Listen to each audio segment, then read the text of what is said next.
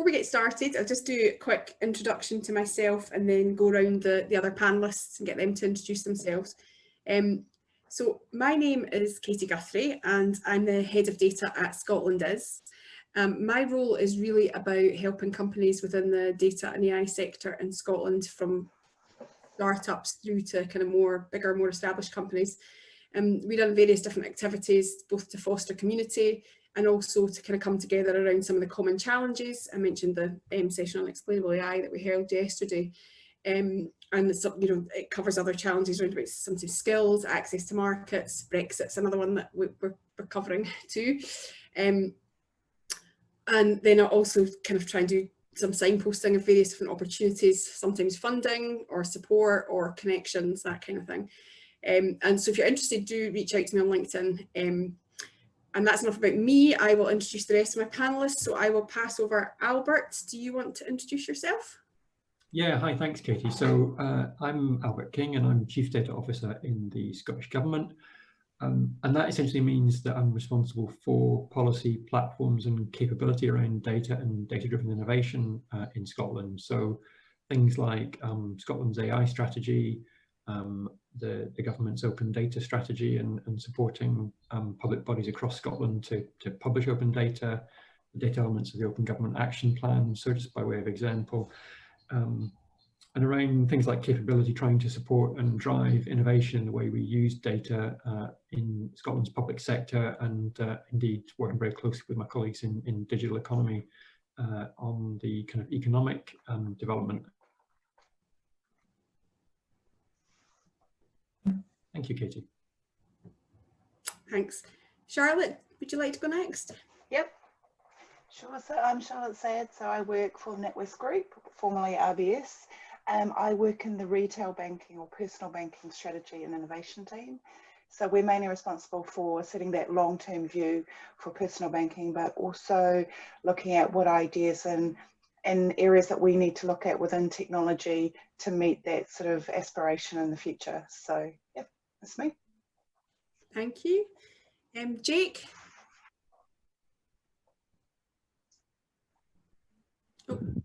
It's taking time to get the button pressed on the speech. I'm Jake Ansell, currently Deputy Director of Research in the Business School with responsibility for knowledge exchange and impact.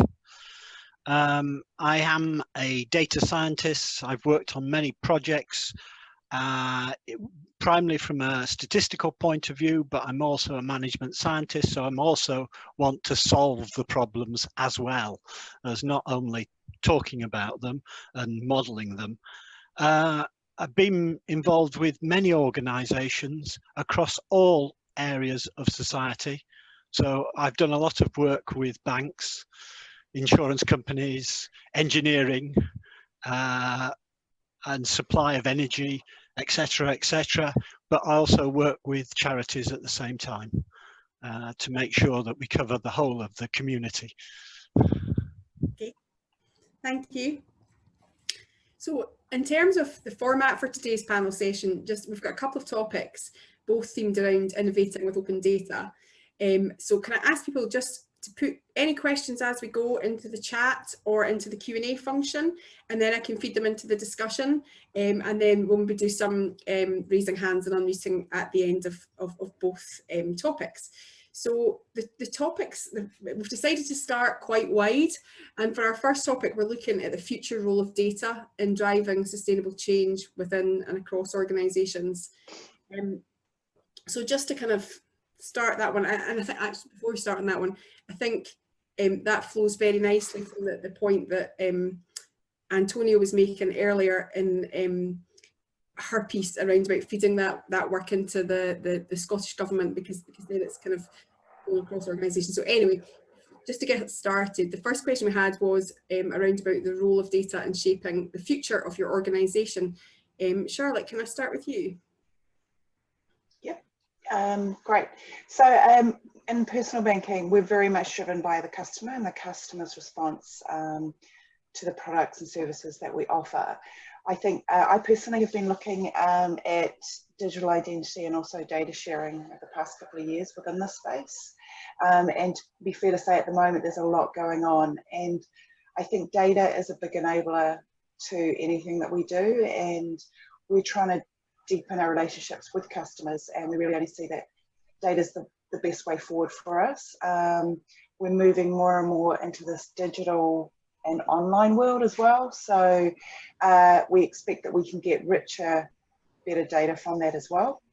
Identity, as I mentioned as well, is a big thing for us. I think during this COVID period, we've seen a real push to develop identity and how we identify people online without increasing our fraud risk.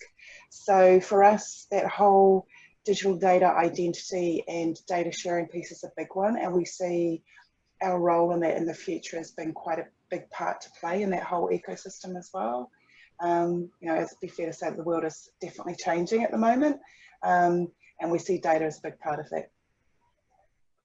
Okay, thank you. Can I put the same question to Albert?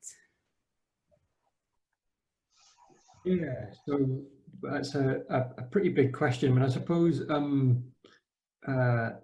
the one way into that might be to think about, you know, Scottish Government's vision for data, that we increasingly move to use data systematically to improve lives and save time and improve public services. And I think that, you know, in the context of the current COVID crisis, you know, we see data being used, and the demand for data from ministers, from officials, and from everybody in public services, you know, it's never been greater.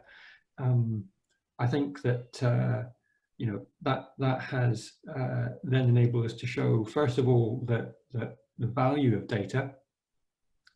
So I think that helps us to build the case and demonstrate that our organisation, not just the Scottish Government, but the public sector as a whole, is a data-driven organisation. But it's also shown the need that doesn't, you know, come for free, and that we need to invest in our data infrastructure. And I don't by that just mean, you know, the hard stuff, like, you know, physical stuff like data centres and wires and stuff. I mean the skills to consume it. I mean the investment in the quality of the data itself, and the standards that sit around it, and the information governance, and the ethics, and the privacy, and so forth. So I think there's certainly that hunger for data, ensuring that policy decisions and ministers' decisions are evidence-based within government, but also as a government, ensuring that our public services are delivered using the best possible data, that decisions are made using the best possible data, and also importantly, that our communities and our publics are well served with and informed with data, you know, so that, I mean, again, to use a current example, so that people can understand what's happening in their communities in relation to the prevalence of COVID. And that's, you know, clearly very important, so that people can make kind of evidence-based judgments and decisions as well. And I think Antonia's presentation earlier as well demonstrated, you know, the value of the data that gets released and that we release. So I guess that's my broad answer to that. And very interested, Charlotte, that you're working on digital identity, because that's also something that preoccupies me as well. So yeah, lots of interesting connections there. Thanks, Katie. Thank you, Albert. Jake, can I put that question to you too, the big one? Well, essentially, the revolution in education has probably not succeeded to the extent we would have liked. We suddenly all become teachers via the various media that we can use, with face-to-face being very limited. It essentially has made major changes to the university, but also, obviously, at the present time, the university itself is switching on to digital in a major way across a whole series of areas. So open banking, which Charlotte will be able to talk lots more about, is one aspect of that. But I've been looking at it in contexts where it is useful to help people in society who may be socially disadvantaged. But it's also a major driver of some work we're doing on tourism and helping look at supporting the economy and making sure that tourism is sustainable into the future. So we've been working on projects in those contexts. I would highlight Invergordon and the Isle of Skye, but it's this general thing that, as everybody says, the university is there as a resource, or should be a resource to society. And there are many people tackling the issues within the University of Ethics and interpretable AI or explainable AI. One of the other supervisor of Antonia, my claim to fame is I am the second supervisor of Antonia, is Belen Martin Barragan, who essentially does a lot of work in explainable AI. Okay, thank you. I guess thinking about some of these various different projects and pieces of work to bring data together and use data to drive change, there are inevitably barriers that we hit. So I guess if we can kind of go around and say, what are the biggest challenges that we face in using data to get to these desired outcomes? And I'm happy to let whoever wants to jump in first. I'm deferring to others to start that conversation, but the concept of identity, digital identity, is one important thing. It is strongly that issue around maintaining data in ways that are secure for the individual that it refers to. I mean, there's obviously the work of Tim Berners-Lee on that aspect, but there are other aspects that we need to take into account. I was looking at developing, along with Antonia and other people, synthetic data as a solution that would protect people by creating synthetic data. But at any stage, for that data to be useful, it has to have the possibility of giving you meaningful connection to the society. Totally synthetic is useless. Partially synthetic might be useful, provided you can anonymize it in such a way that it is possible. And it is that question of using something like synthetic data to move forward. Yeah, I guess to address some of the kind of privacy and ethical concerns around that, then that is a good option. So that's overcoming a challenge. And I guess, what about some of the other challenges? And I'll kind of ask Albert to come in on that, if that's okay. Yeah, sure. I mean, I guess on the digital identity piece, and others may well be aware of this, but Scotland has been well recognised as taking a leading approach on this, and very much one that is informed by a range of expert views from civil society, from academia, from industry and others, and that recognises that people want to be able to control the way in which their identity and their attributes are shared, and that sharing is on a proportionate basis, and be in control of that. And I think that is, you know, that's very helpful, I think, in Scotland. I think we now need to deliver on that, and we're working to make that into you know, a demonstrable instantiation of all of those principles and that approach in technology. I mean, I think that at the same time, we also have to recognise that there are interests that society has in the way we use data. You know, so again, pandemic demonstrates that. You know, as a society, it's important that we are able to access data on our population, to keep in view what's happening with the virus and be able to respond to that appropriately. And that's, you know, clearly this is not just a public health crisis, it's an economic and social crisis as well. So that then, you know, implies that we need to understand where, for example, the financial impacts are and where financially vulnerable populations are, so that we can make sure that we're supporting them, or at least that they have access to that support. But I mean, I think fundamentally, you know, as always, it's down to the barriers. the barriers are the perennial ones. We need to get the right people into to get the right technology and the right data to solve the challenges.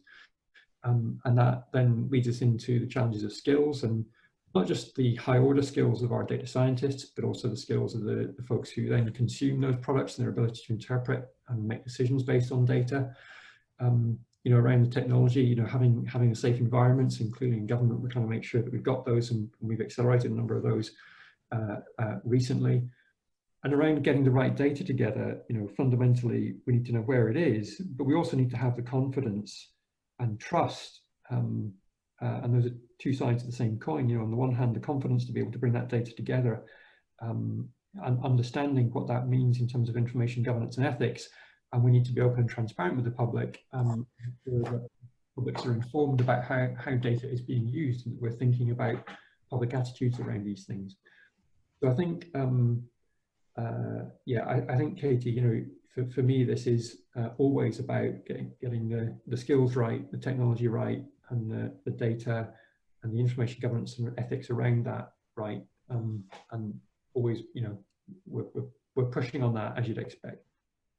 Okay, thanks very much. Yeah, I guess picking up on your information governance point, and you mentioned the standards. It's having that whole metadata and the way of being able to kind of get in and find what you're looking for, and have the confidence that it is what you're looking for, and that everyone is viewing it in the same way, which is the kind of key point with some of the metadata. Charlotte, can I put? Yeah, you can. I'll take that as well. I was just going to say the governance is a big piece for us. You know, this is new for us. This whole, you know, data sharing across different organisations and industries, and I think that's one of the biggest challenges, is trying to bring our sort of risk and security colleagues along in the journey as well, to say, look, this is something that our customers get. We did some customer research, we got their feedback, and they actually understand it and they have an appetite for it. So we have to bring them along on the journey, and it's very key to get them in early on some of the technologies and things that we're looking at. And it is a long journey as well, because we are pushing the boundaries a bit. I think the other piece is maybe around the collaboration. So this is a bit new for banking to start to collaborate more with others. We've always been fairly competitive. And also, if you think about government and private sector working together, you know, we've had the Verify scheme with digital identity, but it hasn't really been very successful. And there's a real push now to get this sort of next scheme working in the public and private sector. So I think there's some challenges around getting collaboration working well. But yeah, those are probably kind of the big things for us, you know, around barriers. But, you know, we're working through them, so. Okay. Thank you. And I guess, are there any examples that anyone can give us of either a success or failure in terms of using data?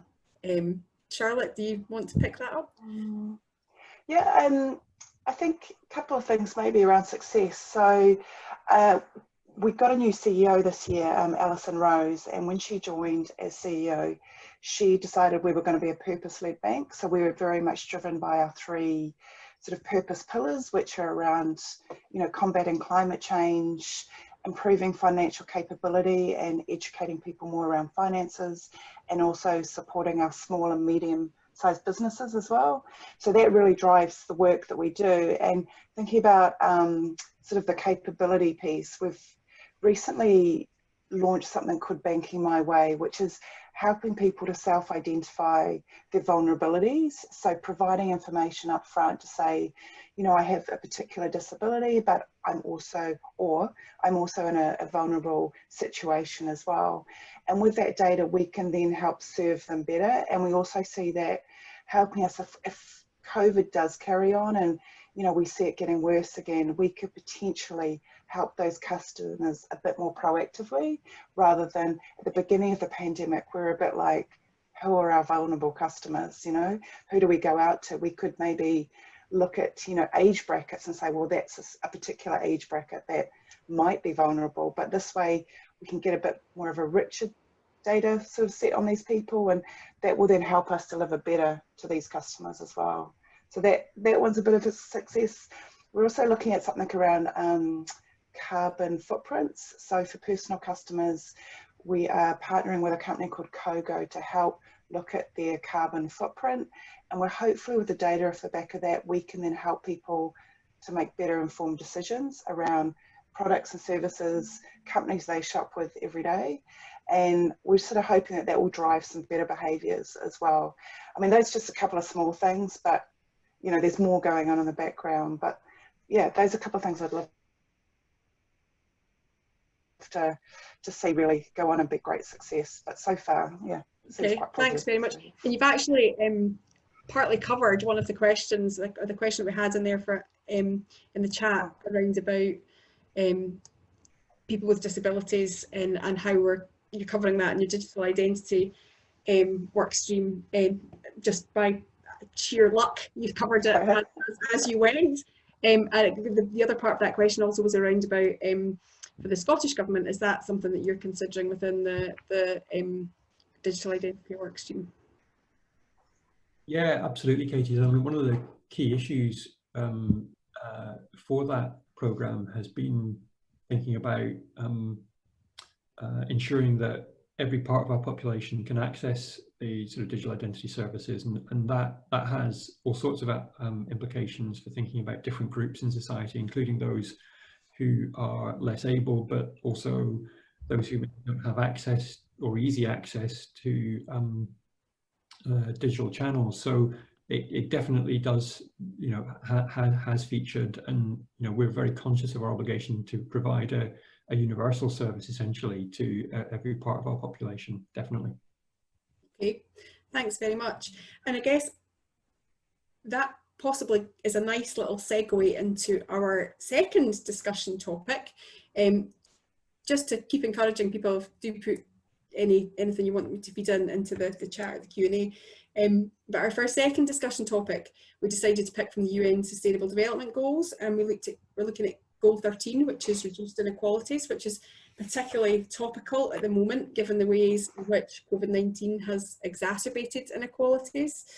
We've got rising unemployment, which is particularly prevalent in people with lower paid jobs, and those are often the people who are most exposed as well, because they're still having to be physically present to do some of those jobs.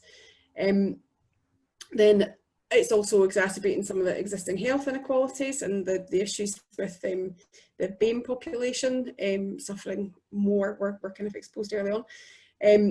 We've all moved our lives online, but that's more difficult for people who've got limited access to devices or connectivity, or don't have the right skills, so they can become more disenfranchised. So we thought that the Goal 13 of reduced inequalities was an interesting one to discuss in the context of how we can use data, and open data in particular, to try and address these challenges. So I guess the first question is really, what uses of data do we have that we know of that are specifically focusing in on reducing inequalities? And Jake, can I get you to, I'm just going to pick you. Yeah, so thank you very much. The first thing I'll start off with is using data to look at financial capability.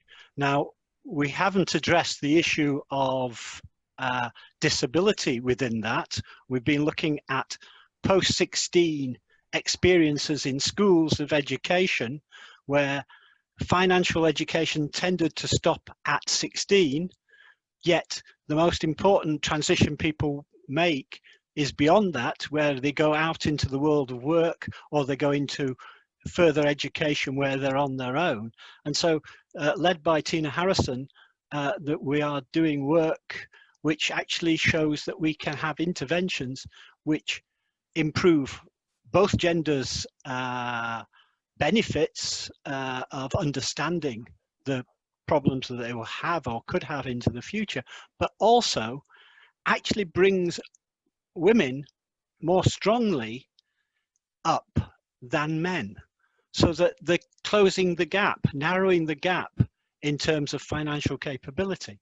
But there's a lot of work I'm involved with on both affordable loans, work on dealing with people who are vulnerable for several different reasons, with people like Scott Cash and Salad Money, trying to assist them to get money, possibly not at a better rate than the banks, but they are people who would usually not have the benefit of having a bank loan. And in terms of that, I'm also looking at social enterprises and the funding and management of those with people at Napier in that sense. So yeah, tackling people who are vulnerable is very important for society. Okay, thank you. Yeah, that's your point about I guess the point I was making about some of the financial impacts of COVID-19, and I know there's been work done on that in Scottish Government. Albert, do you want to talk about that at all? Yeah, thanks, Katy. So I mean, I guess again, there's lots in this one, isn't there? Around the financial impacts, we're looking very closely at the impact on consumers and individuals, but also on companies. And it's actually been, in the context of the pandemic, it's been a bit of a journey that we've been on to develop the data that we've got, because traditionally a lot of the financial reporting data that we use is somewhat lags what's happening in the real economy. And actually, it's a good example of one where we've been collaborating really closely, actually with the University of Edinburgh, with UK government departments and civil society and wider academia around, and actually, sorry, the financial services sector, around getting using data that's available to financial services organizations to get a more real-time picture of what's happening in our economy and to consumers, and where those vulnerabilities exist, both geographically and in which sections of sectors of the economy, and in which kind of social groups. And I think that's vitally important. It doesn't quite get into that predictive space, but I think given that governments have often really lagged real-time indicators, I think it's really important. I'm also, conscious that this discussion is about open data, and one of the things I'm very keen to do is always very interested in, actually, given my kind of open data brief. I mean, we publish a huge amount of open data about Scotland, about our people and our places and our public services, we've seen a lot of that being taken up through the pandemic. We've seen a lot of that interest around COVID data, and that's been really exciting to see that being used. Scotland's Tech Army created a great open data dashboard, for example, that was kind of enabled for those who are hearing impaired. And what I'm really interested in understanding from groups such as this is, what kind of open data can we make available so that we can get more engagement with civil society, with groups out with the public sector, to help address inequalities, because government has some of the answers, but it doesn't have all of the answers. And I think there's a real opportunity here for open data to empower communities and to enable a more informed public dialogue. And I'm always really interested, I guess, in understanding from groups such as this. I'd be really interested in feedback from the group today on what can we do differently, what data should we be providing, how should we be providing it in a way that people can really get access to, consume and use meaningfully. Thanks, Albert. And I guess people can just pop any observations on that in the chat if they've got them. And I guess it's also the points you're making earlier about being able to discover it as well. There is a lot of open data published by the government, but how well used is it, and how do people find it if they're looking, and is it what they're looking for, which is your question. I guess we've focused a little bit there on financial inequalities, and actually we've not spoken to Charlotte, who works in the financial services sector. So can I ask you to come in on that one? Yep. Maybe there's a couple of things. So I think around COVID, we really started to think about health data, maybe for the first time, and how we can try and help people get back into sort of the workplace, everyday lives. This was initially, right back at the start, and we have done some exploration with Solid, which is Sir Tim Berners-Lee product, just to see how that could work and think about how we can enable people to get back into workplace. That's still a bit ongoing for us at the moment, but the other areas around financial capability is just focusing on people in their roles. So looking at sort of that liquid workforce as well. You know, we know that off the back of COVID, people's work lives are going to change, and they could have second jobs, they could start up their own businesses. How do we enable them to be as capable in doing that? And I think that's a real area for us on the financial capability, looking at those sectors like BAME as well, but also understanding, you know, if you've got someone who's lost a job, say through, you know, the furlough scheme ending or just ending up without a home as well, how do we enable people that are in those situations to get back into life, work, whatever they need to? And being online and digital now, there's more possible because we don't need them to visit branches, or we don't need them to come into certain locations. So for us, those are some of our major focus areas at the moment. We're just trying to work out where we can play a part and help. There's still exploration in that way, but I think for us, they're pretty major areas at the moment. Okay, thank you very much. And I guess, I don't know, Albert, I don't think you mentioned it, but the Global Open Finance Centre of Excellence has got some aims around about that, very much in terms of your financial inclusion and being able to kind of help with various different aspects of that. I know there was one kind of intention around about helping with the whole debt recovery process, because it can actually, if someone's in debt, they can take it can be quite difficult to piece together the whole picture, because there's quite a lot of data to draw together to make that picture. And actually, it's kind of a big job, and it takes a while. But through using open banking standards, it should be much easier to bring that together and then speed up the process of getting someone who has these kind of problems the right advice more quickly. So yeah, there is plenty of scope for doing that. There's a couple of questions that have come into the chat, and I'm going to take them in reverse order if that's okay. So what part does trust play in open data, and are there checks if the source is trustable or biased? I guess, Jake, can I bring you in on that? Because if feel free if anyone else wants to chip in. I'll get you to start. Trust is always a difficult one, and whilst it's become more associated with data, for a long time I have been looking at it in the role of somebody interested in risk management, because clearly one wants to, and there are various ways of attempting to do these things. Openness is a problem, in the sense that it may compromise privacy, and we need to make sure that organisations take on board the importance of that aspect. And we've seen the glorious scandals already that have occurred. I didn't think it was solely the role of government. I'm sorry, Albert.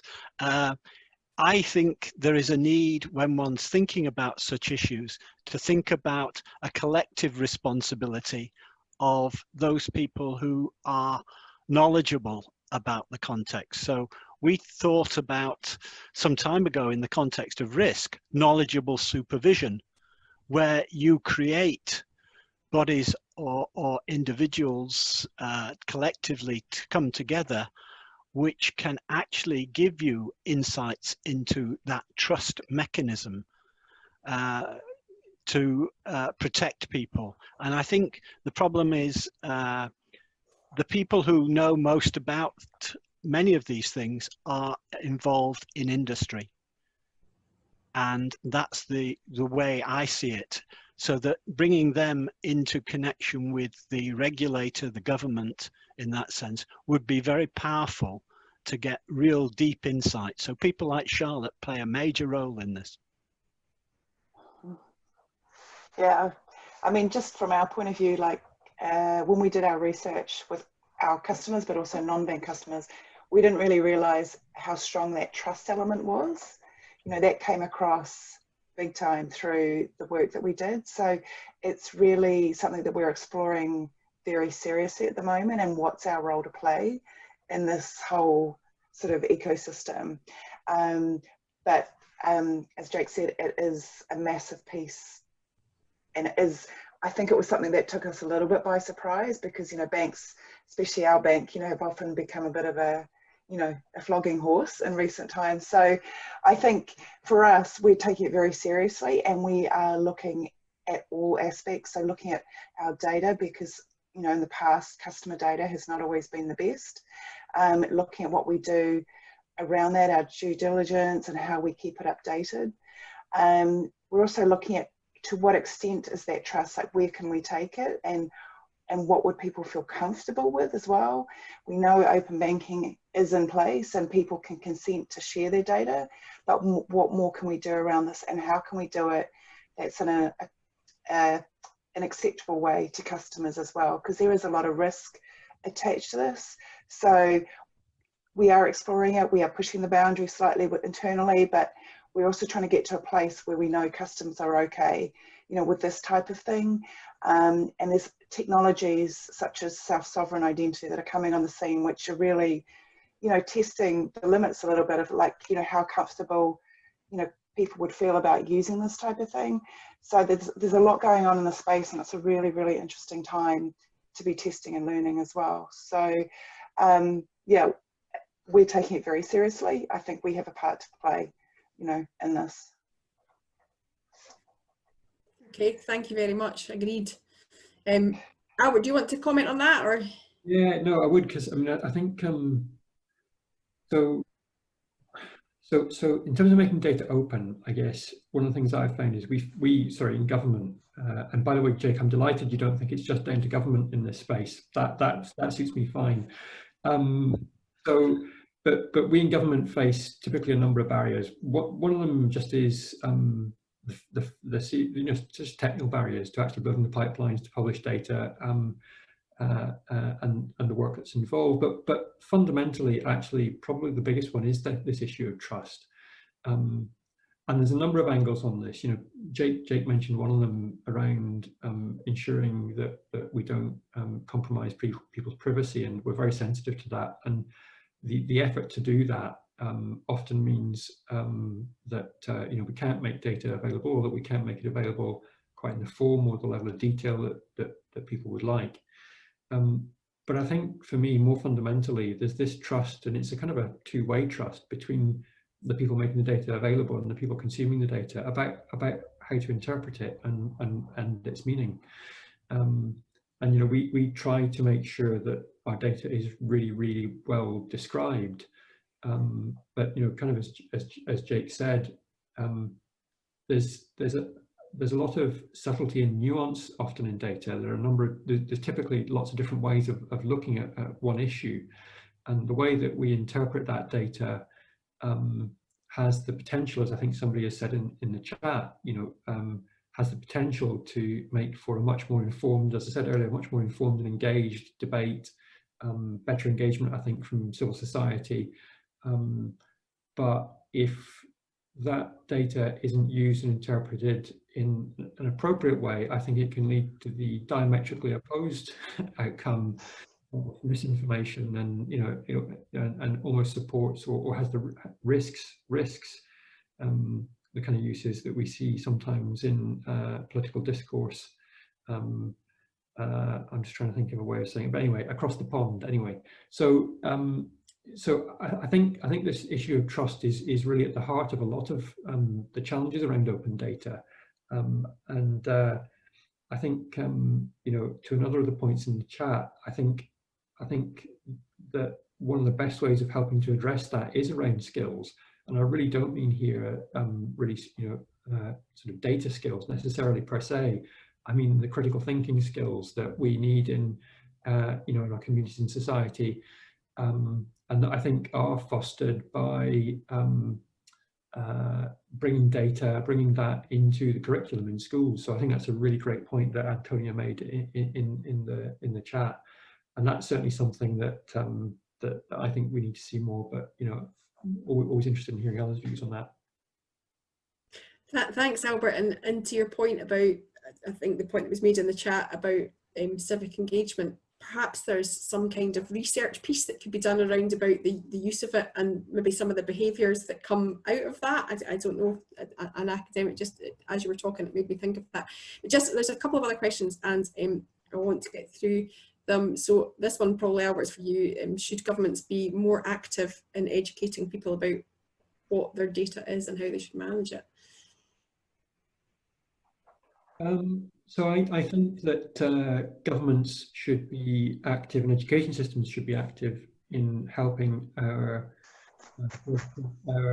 populations to be informed about data and be able to think critically about how their data is used and to understand that. So whether we should be, you know, our precise role in that, I think, is something we're still trying to work through, but I think it's certainly a role for the education system. And again, you know, Paul, I'm not sure I would necessarily see this as directly about data. I think we need to, it's about the way our education system empowers people, empowers learners with those skills to become active and engaged members of society broadly, including in the way that their data is used, and really understanding the benefits of data as well, of their data to society, and be, you know, actively engaged in that as well. Okay, thank you. Has anyone else got anything to chip in on that? Yeah, I was just thinking as I was talking, when we did our research last year, it was really interesting to talk to people about how they use their data and how they were sharing it in so many different locations as well. And there was a real acceptance that people were using this convenience creep. So just because they needed something, they were just giving away data. And I think there's real recognition when you get them just to step back a little bit and view it again and go, actually, I need it, you know, I need to keep more control over it. I need to deal with it better. I need to know where it's being shared. I need that transparency and also that ability to revoke it as well, which we thought was really interesting. So, you know, I think it's a sign of the times, you know, with the likes of Google's and Facebook, that we just go share, share, share. And in actual fact, when you stop and think about it, you think, oh, actually, I need to do that better. So that's what we're thinking. So how do we help address that as well? Okay, thank you. Yes. Just, I'm conscious of time.